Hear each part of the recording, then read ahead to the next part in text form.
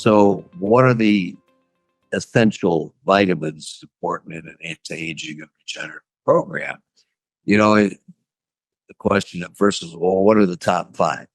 Well, there's a lot more than five, but it's important that we have the basis, which is good multivitamin. We have one on our site with micronutrients, methylated B vitamins, folic acid, all the B vitamins and folate. So things that are usually rich in a plant-based diet, but not necessarily. And so, and we'll talk about that a little bit later. Okay, why do some people have micronutrient deficiencies? We all always measure DHEA, which is the hormone that metabolizes to all of your hormones naturally. And that you can buy over the counter. It's been an over the counter supplement for years, but it's actually a hormone. It helps a lot. Mood, sleep, it has antioxidant qualities. Been studies that have shown to lower colon cancer. So there's numerous reasons to add DHEA at low dose to your supplementation. We use CoQ10.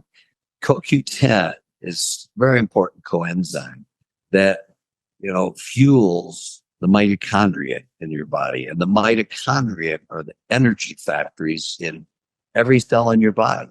And so if you're deficient in CoQ10, which many people are in their diets, why not supplement it? That's a very easy thing to do. We also use, obviously, fish oil. Fish oil has many benefits, not only on our lipids and cholesterol, but anti-inflammatory benefits as well. So there's a number of supplements. One I like, we call our NRF2 booster. It's really just a super antioxidant. It's curcumin and green tea extract with some other compounds that have strong influence on increasing NAD levels. NAD is the most important coenzyme in your body. We sell a supplement called Real NAD Plus. And instead of taking precursors like NMN and other products, this is NAD Plus. It is easily available in a sublingual, citrus flavored, tasty little tablet that I popped in my mouth before I jumped in the shower this morning. And they taste good. And so those for sure are very important.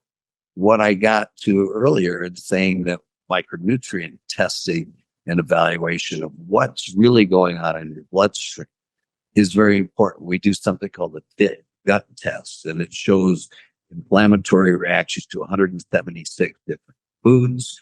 It shows compounds from gram-negative bacteria of the gut that can cause, we call loosening of the cell base membrane of your intestinal lining, which you don't think about, but it happens. And it causes us, I've had numerous patients that we've done micronutrient testing. They're already taking a number of supplements, but you know what? They still had an issue. So we have to absolutely focus on using probiotics, certain things, if there's candida or yeast, to eliminate that from our bodies.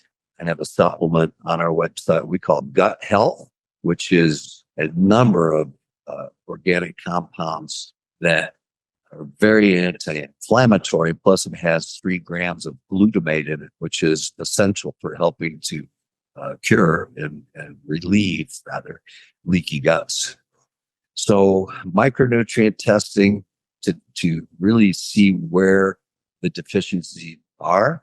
We have a good idea, and that's when I meet with patients that we start with. We don't always do micronutrient testing on everyone, depending on the budget, but it's real valuable because there may be 5 or 6 different things that I would recommend everyone utilize. But without doing specific testing for you really don't know, should I take 200 milligrams of CoQ10 or an extra methylated B vitamin and folic acid? And so that can help us customize, tailor very exactly to your individual needs. So that is kind of a fun and important thing that we can do to augment the basic foundational hormone therapy. So people ask me, well, are there any risks with taking vitamin supplements? My answer is, well, as far as I'm concerned, the risk is in not taking vitamin supplements. And so, we use standard recommended dosages and then follow blood levels through micronutrient testing, as I mentioned earlier, to see what an individual needs. I don't think I've ever found anyone's had too much of anything. Now, vitamin D sometimes will run a little over 100. I like to see, the deficiency starts at 30. And probably 60%, maybe 70% of people that I see, even living outdoors in 300 days of sunshine a year in Aspen, Colorado, most people are vitamin D deficient. It's rare that I see someone with adequate vitamin D levels. And to me, that's between 50 and 100. There were people during COVID and during times of viral illness recommending 40 and 50,000 units of vitamin D. I don't recommend that on a regular basis. Yes, there could be some toxicity issues if you took too much, but taking 5 to 10,000 units and checking blood levels to ensure that you're getting enough. And it doesn't need to be at 200. It needs to be 50 to 100 or maybe a little bit more occasionally.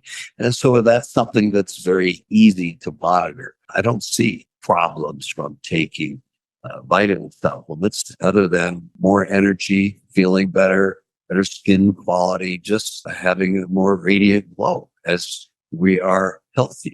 Well, how to choose the right vitamin supplement is a big question.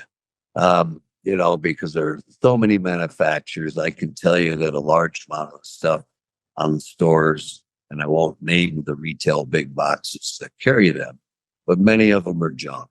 They're wax matrix pills. So you don't want a wax matrix pill. I won't name them, but they're on the tip of my tongue. People have been recommending some of them since you're kids, but you want a whole, readily absorbable natural vitamin. But it is difficult to know. And so I would urge you to seek someone that can do vitamin testing, to do a micronutrient test and to look at essential vitamins and amino acids that should be part of your diet that probably are not, or at least in quantities sufficient to produce an optimal level, and then tailor a program around that. And so it is fairly easy to do. It's something that you could ask your provider, and if they're not familiar with it, that could be called a clue, and you might want to seek out someone that can do that for you. So I'll leave it at that, but I believe that it is very important to have great nutraceuticals on top of hormone balancing, diet, exercise, sleep, just being happy and fit as a human being. So if you're curious about how do I do this, or what should I take? As I said, I would recommend reaching out to a provider that can do micronutrient testing for you. And we do deal with people all over the country for that. But you can just look at the link here on the podcast and find many of the supplements that we just talked about on our website. And we'd be happy to discuss that by phone if anyone has any other questions they might want to ask.